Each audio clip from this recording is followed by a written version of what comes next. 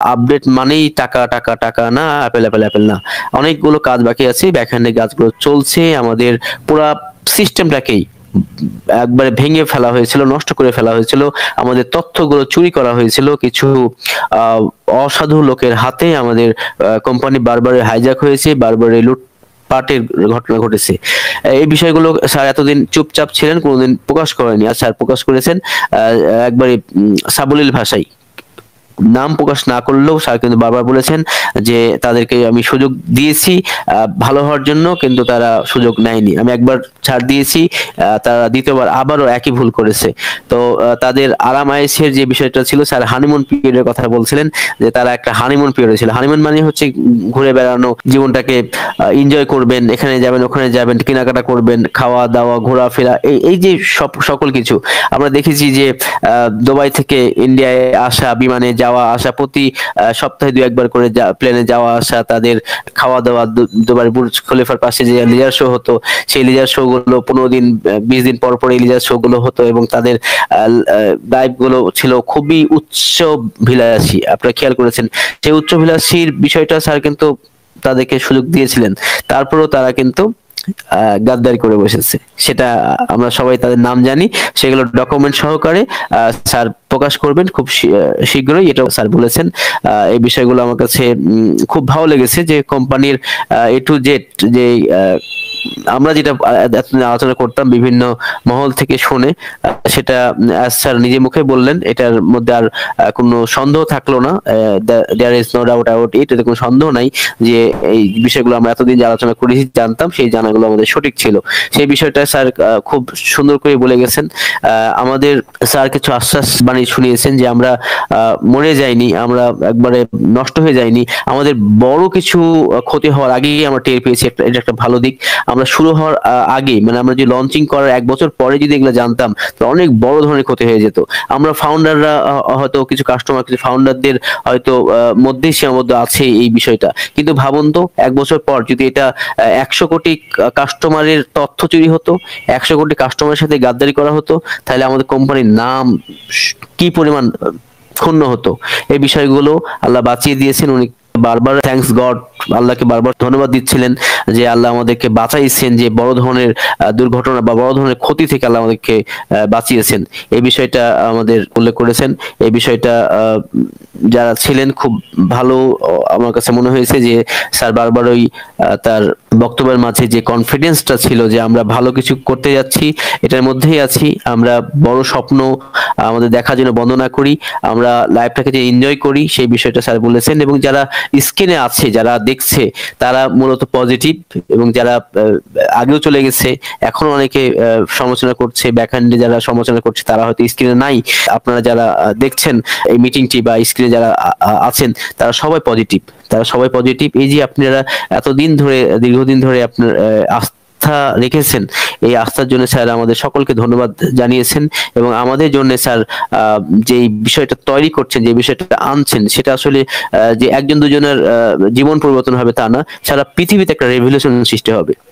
এই রেভলিউশন শব্দটা হচ্ছে যে একটা আন্দোলন। এই আন্দোলন যেখানে হয়, সেই আন্দোলনের পিছনে কিন্তু অনেক বাধা বিঘ্ন ঘটে। আপনি আমি সকলে কিন্তু সেই আন্দোলনে সবাই আমরা একতাবদ্ধ হয়ে আছি দীর্ঘদিন যাবত। একটা আন্দোলন সফল হতে হলে অনেক কিছু ত্যাগ করে তারপর সেটা সফলতা আসে। তো আমরা আসলে সফলতার খুব দ্বার প্রান্তে। আমরা যারা খুবই ভাবছি যে হ্যাঁ, আমাকে আজকে একদিন ফোন দিয়ে বলছেন যে এই মাসে আমাদের কিছু একটা হবে কিনা, আসলে এই বিষয়গুলো আপনারা একের পর এক বুঝতে পারবেন যে যখন আপনি একটি জমিতে ফসল বপন করেন, সেই ফসলটা প্রথমে বীজ অঙ্কুর হয়, বীজের পর একটি লেভেলে গাছ হয়, সেই গাছটা অঙ্কুরিত হয়, অঙ্কুরের পরে সেই শীষটা পুক্ত হয়, পুক্ত হওয়ার পরেও কিছুদিন থাকে, তারপরে আমরা কাটার উপযুক্ত বোধ করি।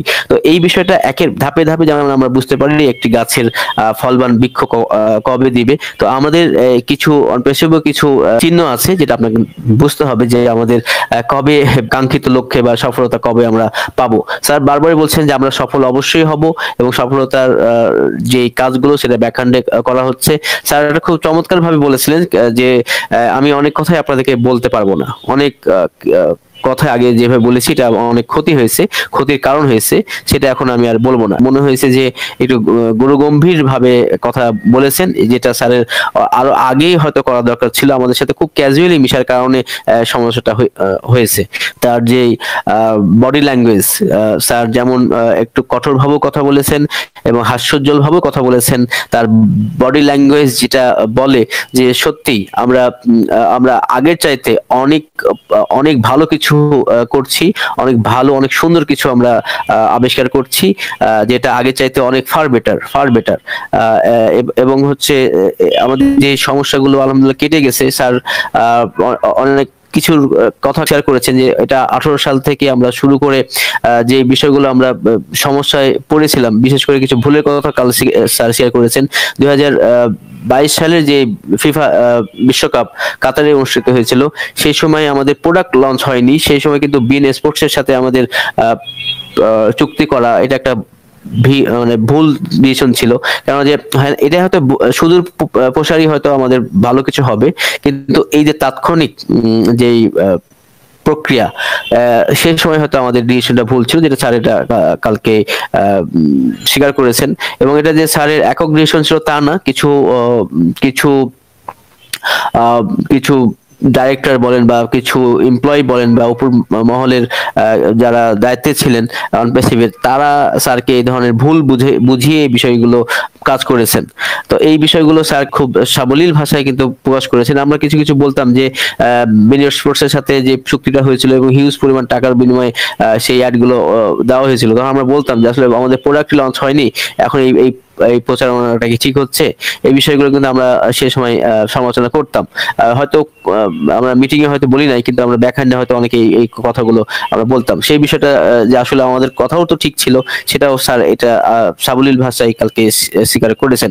তো এই সকল ভুল থেকে স্যার সতর্ক হয়েছেন এবং সতর্কতার সাথে কাজ করছেন। আমি এর আগে এক ভাইয়ের কাছ থেকে, ইন্ডিয়া থেকে এক ভাইয়ের খোঁজ পেলাম যে হায়দ্রাবাদের যে আমাদের অফিসটা, সেটাতে যেভাবে আগে অনেকেই পরিদর্শন করতে যেতে পারতেন সহজে, যে ভিজিট করা যেত, এখন এমপ্লয়িরাও যাওয়ার ক্ষেত্রে খুব সতর্ক। এমপ্লয়িদেরকেও কয়েক ধাপে তাদেরকে চেক করা হয় এবং তারপরে ভিতরে যেতে দেওয়া হয়। এখন এতই সিকিউরিটি করা হয়েছে সব অফিসগুলোতেই, যে আপনি আগের চাইতে খুব কঠিন নিরাপত্তা বলয় তৈরি করা হয়েছে আমাদের অনপেসের বিষয়গুলো। স্যার যখন এটা দায়িত্ব নিয়েছেন এবং এটার কার্যকলাপ হাতে নিয়েছেন, তারপর থেকে এটা আমূল পরিবর্তন দেখা যাচ্ছে। এবং ব্যাকহ্যান্ডে কিছু যে কাজগুলো চলছে, এগুলো প্রকাশ করার ফলে আমাদের অনেক শত্রু বেড়ে গেছিল, আমাদের অনেক ক্ষতির কারণ হয়েছে। সেই বিষয়গুলো স্যার উল্লেখ করেছেন এবং স্যার এটাও উল্লেখ করেছেন যে যেটা আমরা স্যারের মুখ থেকে এই প্রথম শুনলাম, সেটা হচ্ছে ইউএস আমেরিকায় যে সিকিউরিটি এক্সচেঞ্জের যে আমাদের বিরুদ্ধে কেস করা, সেটার ফলাফলটা কি হতে যাচ্ছে সেটাও স্যার উল্লেখ করেছেন। সেটা আমাদের পক্ষে এসেছে। স্যার একটা এখানে একটা জিনিস খুব ভালোভাবে বললেন, যে সারা পৃথিবীতে যে আমাদের দারিদ্র বিমোচনের যে বিষয়টা এবং হিউম্যানিটি আপলিফটিংয়ের যে বিষয়টা, সেটা স্যার যখন উল্লেখ করেন, তখন কিন্তু আদালতের যারা আছেন তারা কিন্তু এটাকে বাহবা দিয়েছেন। মানে এত সুন্দর চমৎকার একটি আইডিয়া নিয়ে কাজ করছেন স্যার। এটা স্যার অনেক জায়গায় এটা মানে সুনাম কুড়িয়েছেন, যে চমৎকার একটা আইডিয়া নিয়ে কাজ করছেন। আমাদের স্বপ্ন পূরণের জন্য স্যার কঠোর পরিশ্রম করছেন। যে ব্যাকহ্যান্ডে যে কাজগুলো করছেন, সেটা আমরা অবশ্যই স্যারকে এই বিষয়গুলো হেল্প করব, সহযোগিতা করব। স্যারের যে আপডেটগুলো আমরা কয়েকটা ভাবে পেয়েছি। একটা হচ্ছে স্যারের যে ভিডিওটা হিন্দিতে এসেছে, সেই হিন্দিতে অনেক অনেক অনেক তথ্য স্যার দিয়েছেন। স্যারের বডি ল্যাঙ্গুয়েজ, স্যার কথাবার্তা, যা মনে হয়েছে যে সত্যি আমরা একবারে রিয়েল সিওর সাথে আছি, রিয়েল কোম্পানির সাথে আছি, রিয়েল ফাউন্ডাররা যেন আমরা রিয়েল থাকি, সেই বিষয়টা স্যার চমৎকার ভাবে উল্লেখ করেছেন। এটা আমরা অনেকেই জেনে গেছি, তারপরও যারা হয়তো জানতে পারেননি সেই বিষয়গুলো আমাদের ব্যাক অফিসে দেওয়া আছে। ভিডিওটা সবাই দেখে নেবেন, বিশেষ করে হিন্দিতেও দেওয়া আছে। যারা হিন্দি ভালো বুঝেন তারা হিন্দিটা শোনার চেষ্টা করবেন। স্যার মানবতার কথা বারবার বলছিলেন যে আমি মানবতাকে ভালোবাসি, আমি মানবতার সেবা করতে চাই। সেই জিনিসটা স্যার বলেছেন, এবং মানবতার সেবা করার জন্য আমার জন্ম হয়েছে, সেই বিষয়টা স্যার উল্লেখ করেছেন। এবং স্যার বারবারই বলেছেন আমার জন্মই হয়েছে পৃথিবীকে চেঞ্জ করার জন্য। সেই বিষয়টা কালকে স্যার বলতে ভুলেননি। আমাদের স্বপ্ন বাস্তবায়ন না হওয়া পর্যন্ত স্যার পিছু হটবেন না, এই বিষয়টা কাল স্যার উল্লেখ করেছেন। চমৎকার চমৎকার কালকে কিছু কথা বলেছেন, যে বিষয়গুলোর মধ্যে আমরা অনেক কিছু জানতে পারছি। আমি দু একটা কথা না বললেই পাচ্ছি না। আমাদের মিটিং এর মাঝখানে আমাদের মাইকেল উইলিয়াম AIM, যিনি যাকে বলা হয় যে অটোমেটেড ইন্টারনেট মিলেনিয়ার, সেই মাইকেল উইলিয়ামস একটা কথা বলেছেন যে আমরা এই ধৈর্য ধরছি অনেকদিন হলেও, আর হয়তো 6টা মাস তারপরে হয়তো আমরা সফল হব।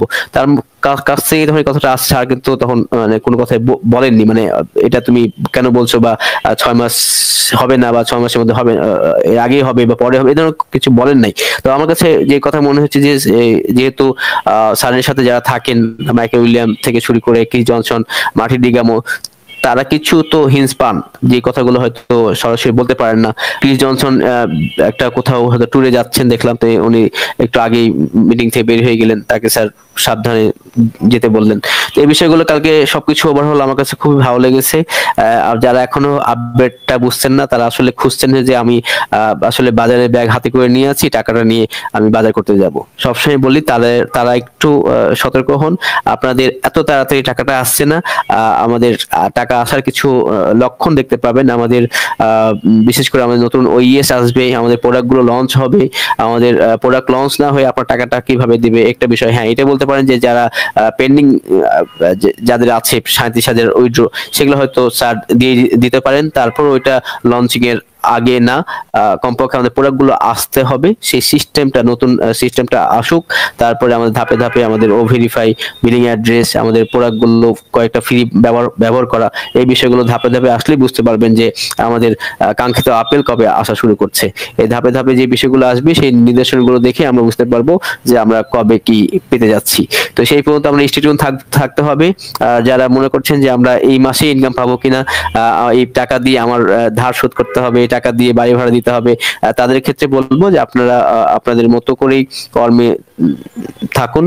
অনপ্যাসিভের উপরে একবারে নির্ভর হবেন না। অনপ্যাসিভ যেহেতু আমাদের এটা একটা বড় ধরনের প্রক্রিয়া, বড় ধরনের একটি আন্দোলন, এই আন্দোলনে আমরা শরিক আছি।